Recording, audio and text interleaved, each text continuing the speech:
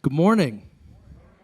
So we're in the middle of a 6-week series called The Problem of God, and it's based on a book written by Mark Clark. And we've talked about problems that people have, problems that culture has, and problems that skeptics have with God. And we've asked questions like, are science and faith irreconcilable? Or why is there evil and suffering? And last week, Pastor Mitch did a great job dealing with the problem of hypocrisy. And so this week, we're going to talk about the problem of sex. And we plan these series out months in advance. I don't know if you know this. We're on top of things here. And in this case, we actually shared the dates with you all in advance so you could kind of plan your calendar, right? And if there's a topic that you were particularly interested in, that you would be able to plan accordingly and make sure to be here. So dates were set. Nothing can be changed. It's communicated. And as we got closer to this week, I realized that I have a big problem. So my mom had been planning a visit to Colorado. And by your laughter, yes, you've guessed it, this is the week that she chose to be here. I think I actually told her this was a good week. There you go. So, I love my mom. She's incredible. I would never begrudge an opportunity to spend time with her. But this week, so I had this decision to make. I had to either sit next to my mom while someone preached a message about sex, or I had to preach a message to my mom and all of you about sex. And I was instantly reminded of one of the most awkward moments of my life. And as we were talking about this, my mom actually brought this up too. She thought about it as well. It was 1999. And we went on a family vacation to San Francisco. We decided, let's see a movie as a family. And so we decided to watch the movie South Park. Some of you have seen it, clearly. I was never like a big South Park guy, but I thought to myself, well, if nothing else, this will be funny. And so we got into the theater. We sat down. My mom's on my right. On the left, my dad and brother, and I knew that the movie was going to be a little out there, but I didn't realize just how explicitly sexual the movie would be. And so as the movie went on, I found myself feeling smaller and smaller. I'm looking for a shovel, a way out, emergency exits. Can I start a fire? Like, what can we do to get out of this situation? I'm mortified. I look to the left, and I see my dad and my brother, who are now indistinguishable from Beavis and Butthead. And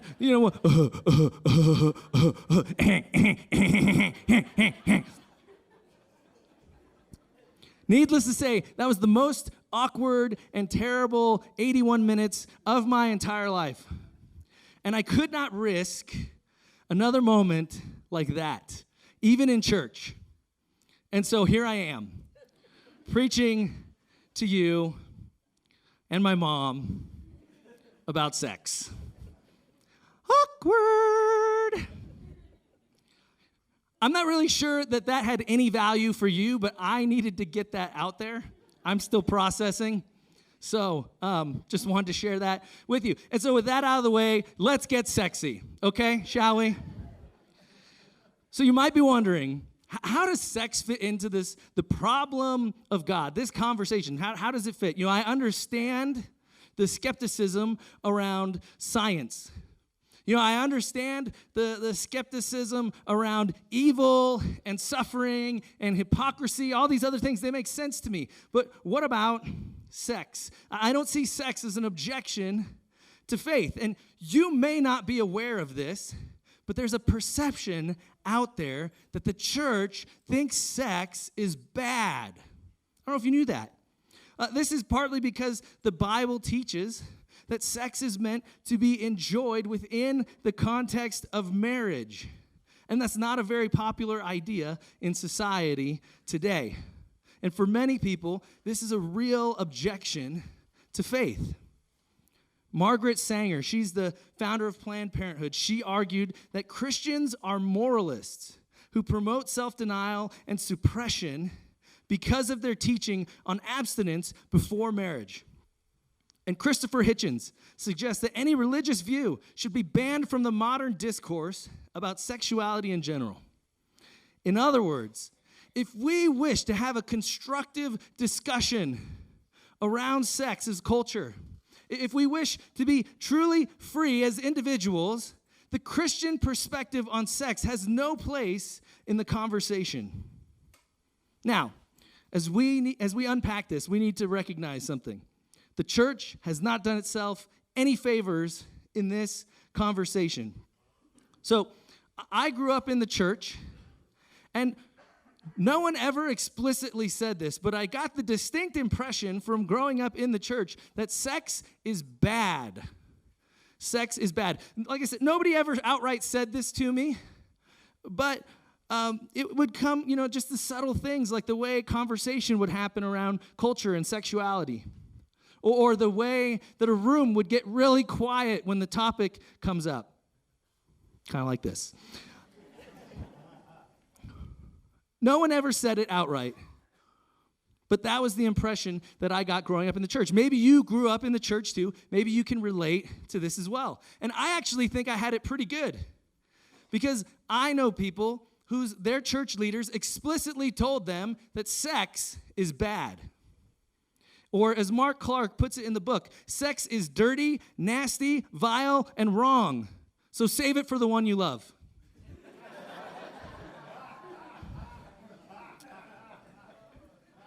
The reality is that throughout history, Christians have often taught a sex is bad theology. So Clement of Alexandria taught that sexual intercourse is sin unless it's done to beget children. Origen was so convinced of the evils of sexual pleasure that he castrated himself. And Chrysostom taught that Adam and Eve could not have sex before the fall. And so I just want to say that this does not fit my understanding of sex as I've studied Scripture. And so I want to start the conversation by saying what to me is very obvious, that sex is good. Sex is good. Let me explain. So God created everything. And in Genesis chapter 1, he calls it good.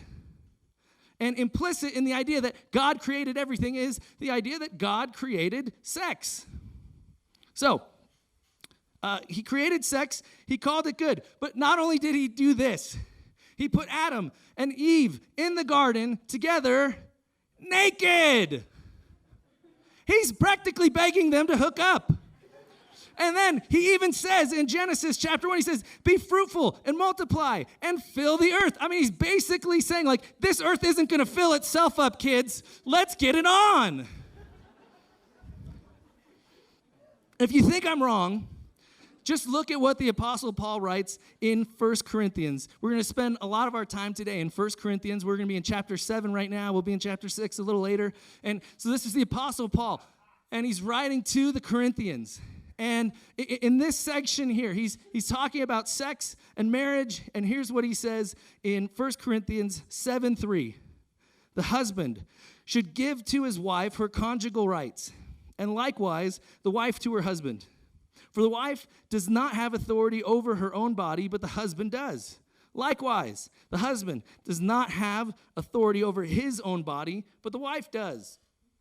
He goes on to say, do not deprive one another, except perhaps by agreement for a limited time, that you may devote yourselves to prayer. But then come together again, so Satan may not tempt you because of your lack of self-control. Now, sadly, in my estimation, the only real conversation in Christian circles about sex sounds something like this. Don't do it. Sex bad. Stay away. And this is really unfortunate because there's no biblical grounds for the idea that sex is bad. In fact, Paul here says just the opposite. He says sex is good, and it's meant to be enjoyed within the context of marriage. And he not only says sex is good, but he says it should be happening often. That isn't something we talk about in church, is it? How much is Paul talking about? Once a month? Once a week? Once a day? So let's start with the obvious. And we're going to talk a little bit about frequency, but let's start with the obvious. And I want to point out there's some exceptions to this conversation, right? There are seasons in your marriage where this doesn't apply, where someone's ill, or you're having a baby, or just certain seasons of life. But we're talking about normal circumstances here. And as we look at this issue of frequency, I want to start with looking at some sex stats. You didn't anticipate that today, did you? Sex stats. Okay, so married couples under the age of 24 have sex an average of 132 times per year. It's every 2 or 3 days. Married couples under the age of 30 have sex about 111 times per year, so 2 to 3 times per week. Married couples in general, have sex with their spouse 58 times per year, or a little more than once a week on average. And about 15% of married couples have not had sex with their spouse in the last 6 months to 1 year. May it never be so. So Paul is saying, if you're married, you need to have sex, and you need to have it often. And he gives a really specific reason for that. Did you catch the reason? The reason is you. You are the reason. You lack self-control. You just can't do it. So the reality is that if you're married and you're not having sex regularly, your temptation is greater and more difficult to withstand, especially in a culture like ours where sexual content is so prevalent. So the University of Montreal, they're studying the impact of pornography on men and their sexuality. And also, in addition to that, their views on women and how pornography affects their views on women. So they began looking for men in their 20s who had never consumed pornography. They couldn't find any. None. Pornography is so easy to access. And it is all too common for couples that don't have a healthy sex life to engage in pornography or adultery. We even have sex robots. This is a thing, people, sex robots. That we've become so addicted to sex in our culture that there's a market for machines that will perform sexual acts for you. And this hasn't really made its way into the U.S. yet, but it's coming. And we're going to have to deal with the moral and ethical questions that come with this. So anyways, wives, if you want your husband to be faithful, and I'm assuming that you do, you are not doing him any favors by withholding sex from him. This shouldn't be a test of his faithfulness. This is instead an opportunity for you to express your love for him and help him remain faithful to you. You're welcome, guys. Husbands, if you want your wives to be faithful, and I'm assuming you do, you are not doing her any favors by withholding your love for her. She needs to know that you have a sincere love for her, and that needs to be expressed sexually. Dr. Emerson Eggerichs says, a husband is called to minister to his wife's spirit, being present emotionally, serving her, etc., which is one of her deepest needs, even though he may not feel like it at a given moment. You're welcome, ladies. Likewise, the wife is called to minister to her husband's body with frequency in the same spirit. This is a healthy cycle. This is not a math equation, okay? This is about a sincere desire to place the needs of your spouse ahead of your own needs. That is the biblical definition of love. And so as we talk about frequency, unfortunately, there is no Bible verse that I could find that explicitly states how much is enough. However, Martin Luther does have a quote that's slightly humorous, practical as well, and helpful. So he says this, twice a week seems to be enough to stave off the tempter. Yes, stave off the tempter. I think that's kind of a funny way to say it, but it's also a reasonable goal. But remember, this is not a math problem. This is about a willingness to lead a selfless sex life and to serve your spouse. But the problem for most non-Christians is not the idea that sex is bad. It's the idea that sex relegated to marriage is bad. Marriage has a pretty bad rap these days, would you agree? The divorce rate is high, and there really seems to be no real reason, culturally speaking, to engage in marriage. Especially if sex is more readily available and more fulfilling as a single person than as a married person. And so if all that is true, why would you get married? Why would you do it? Why would you consider waiting until marriage? So this is really interesting. In their groundbreaking study, The Case for Marriage, Linda J. Waite and Maggie Gallagher, they point out that 40% of married people have sex twice a week, compared to 20% of single and cohabitating men and women. Over 40% of married women said their sex life was emotionally and physically satisfying, compared to 30% of single women. 50% of married men are physically and emotionally content versus 38% of cohabitating men. So they conclude this, that promoting marriage will make for a lot more happy men and women. Sex in America reported that married sex beats all else. Married women had much higher rates of usually or always having orgasms, 75%, as compared to women who were never married, 62%. A survey of sexuality conducted jointly by researchers at State University of New York at Stony Brook and the University of Chicago. This was called the most authoritative ever by U.S. News and World Report. It found that of all sexually active people, the most physically pleased and emotionally satisfied were those that were married couples. Would you have ever guessed that? Is that what we see on television? No, exactly. Like, we don't see that on TV. That's not the cultural narrative. Absolutely not. The myth of our culture is that the single life is one that's filled with great sex and is the height of all pleasure. But this is a lie. God designed sex to be within the context of marriage, and that is why married people have a more fulfilling sex life. There's a common belief in society that sex is just an appetite.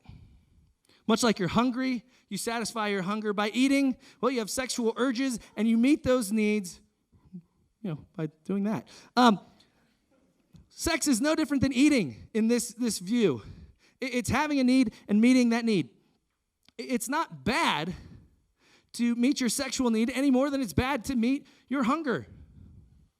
In fact, in this line of thinking, it's actually wrong to deprive oneself of sex. Just ask Margaret Sanger, who I quoted earlier.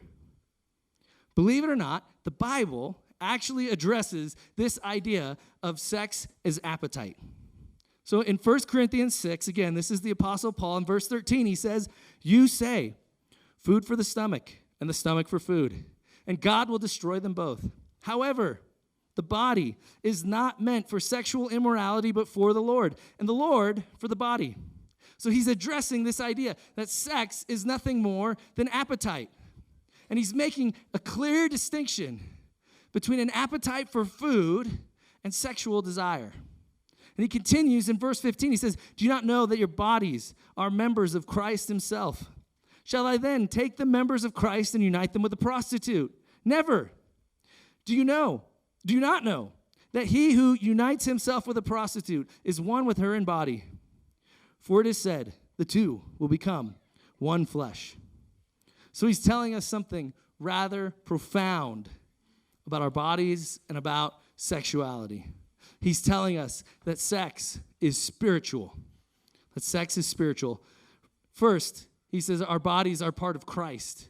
It isn't just a commodity, but it's actually part of Jesus. And would you ever join part of Jesus with a prostitute? Of course not. You would never consider that. But that aside, when you join yourself with a prostitute, or when you join yourself with anyone for that matter, you become one flesh. You are united with that person spiritually. And that's why sex is never just physical, because your body is connected to your soul and to your heart. It's why you feel like you left a piece of your soul with her, or why you left a piece of yourself with him. Sex isn't just physical. It isn't just appetite. Sex is spiritual. And so Paul says, flee from sexual morality. Not from sex, but from immorality. All other sins a person commits are outside the body, but whoever sins sexually sins against their own body.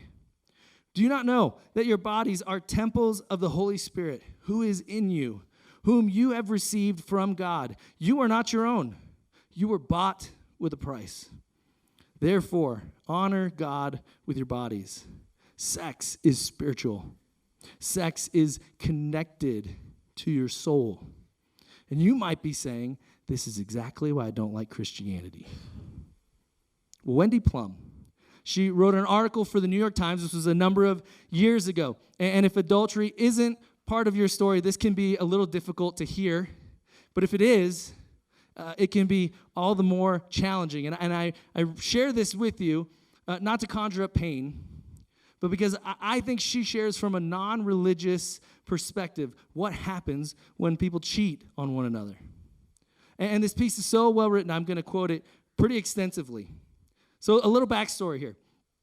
She cheated on her husband, and her husband also cheated on her. And so she writes about her experience in the New York Times, and she says, start by picturing yourself in the therapist's office with your betrayed husband after you've been found out. And you will be found out. You will hear yourself saying, you cheated because your needs weren't being met. The spark was gone. You were bored in your marriage. Your lover understands you better. I'm not saying these feelings aren't legitimate, just that they don't legitimize what you're doing. If you believe they did, your stomach wouldn't drop on your way out the door to your lovers. You wouldn't feel the need to shower before climbing into the marital bed after a liaison. You wouldn't feel like a train had struck you in the back when your son asks you why you forgot his lacrosse game the other day. When you miss a family function because of work, you get over it. When you miss a family function because you were in a hotel room with your lover, you feel breathless with misery. The great sex, by the way, is a given. When you have an affair, you already know that you will have passionate sex. The urgency, newness, and illicit nature of the affair practically guarantee that. But what you don't know, or perhaps what you don't allow yourself to think about, is that your life will become an unbearable mix of yearning and regret because of it. It'll become difficult, if not impossible, to be in any one place with contentment. When you're with your lover, you'll be working on your alibi and feeling loathsome. When you're with your spouse, you'll be dying to return to your love nest. And the stress of these opposing forces will threaten to split you in two. You will lose your appetite. Stress will blow out your metabolism. You will torture yourself with details known and imagined. You will fit together the mysteries of his daily patterns like a wicked puzzle.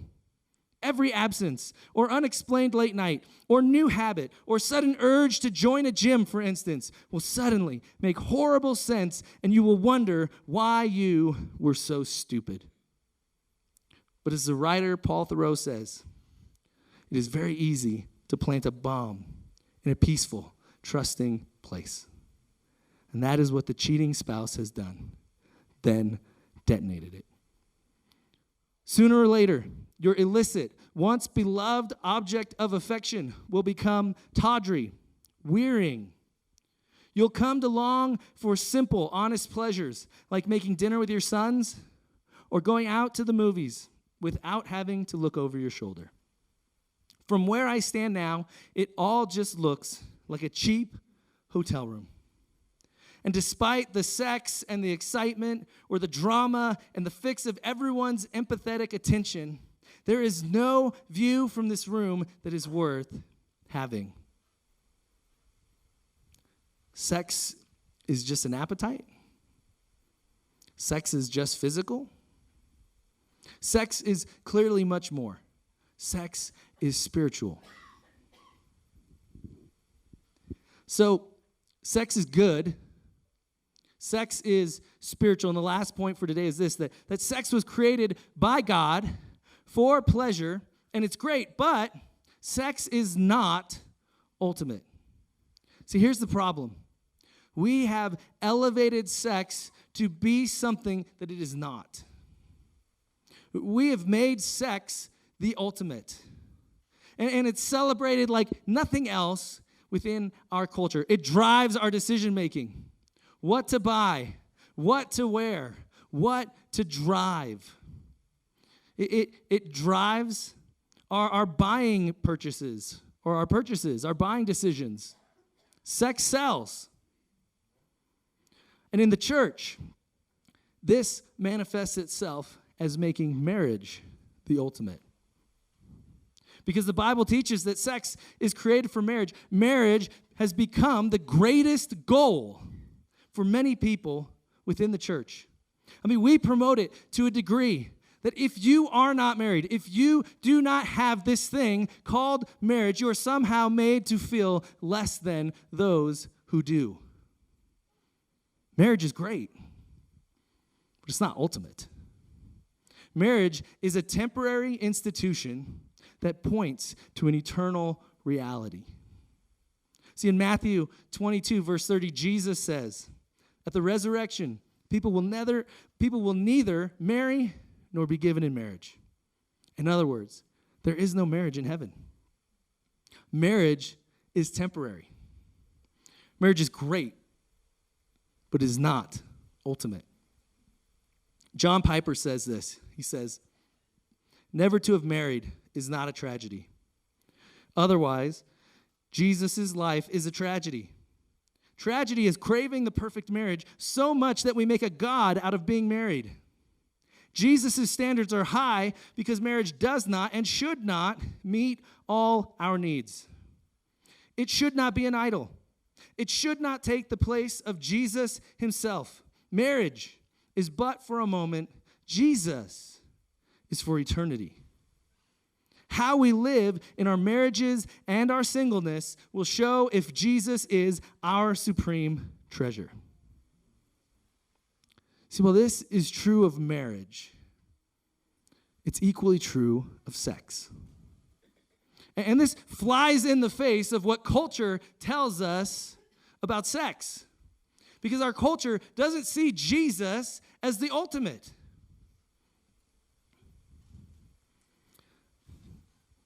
It doesn't see the vast difference between the temporal, the here and now, and the eternal. Sex, in all of its glory, and everything that it is to humanity, is but a lesser version of a union that we will know in eternity. Sex points towards the fulfillment that we'll know as we are united to Christ.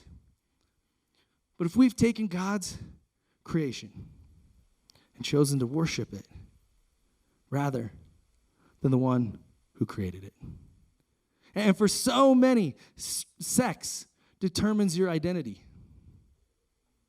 Sex determines your worth. The way that you look in the mirror and what you see is a direct result of your sexuality. The value that you have as a person, you view through this lens of sexuality. Sex is God. I want to close with this quote from C.S. Lewis. He says this. He says, our present outlook might be like that of a small boy who, on being told that the sexual act was the highest bodily pleasure, should immediately ask whether you ate chocolates at the same time. On receiving the answer no, he might regard absence of chocolates as the chief characteristic of sexuality. In vain, you would tell him that the reason why lovers in their carnal raptures don't bother about chocolates is that they have something better. The boy knows chocolate. He does not know the positive thing that excludes it. And we are in the same position. We know the sexual life. We do not know, except in glimpses, the other thing which in heaven will leave no room for it.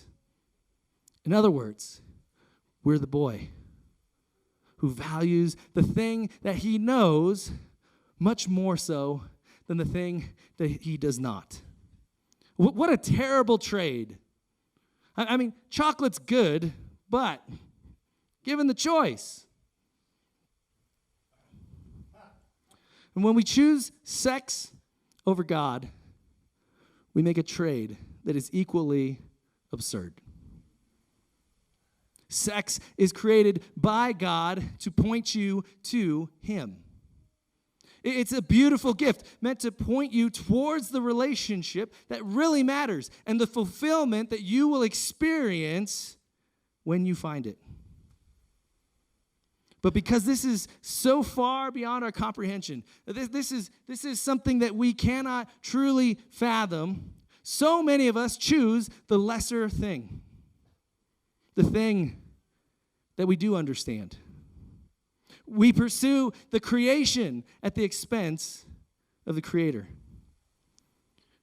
We seek that which we do know, rather than the better thing, which we cannot yet know. Sex is good. Sex is spiritual, but it is not ultimate. The ultimate is the ability to have a relationship with the God of the universe. The God who created everything, including sex. The God whose Son lovingly sacrificed Himself. He put our needs ahead of His own needs so that we would know His Father, so that we would be able to spend eternity with Him. And this might be the strangest and most beautiful thing about sex. That as good as it is, it points to something far greater. Would you pray with me? Jesus, what an awkward conversation. Yet sex is something that's important to discuss, something that we need to address, because while sex is good, it has been an instrument of pain for so many. And so, God, first, I just want to pray for those that have experienced pain as a result of an inappropriate use of this good thing you've given us. I just pray for healing. I pray for all the broken pieces of their heart, that you would be the one to mend that heart, to put it back together. That they would not pursue something temporal, something meant to point to you as the solution, but that you yourself would be that solution. So would you do the work that only you can do in the hearts of those who've been hurt by this good thing you've given us called sex. And God, I do pray that we would not view sex as the ultimate, that we would see that it is good, that we would see, even more importantly, that you are good, that it would point us towards a future reality that we have with you. And so while this is strange, we acknowledge that it's also beautiful. We love you, God, and we're just grateful for the love that you have for us. Amen.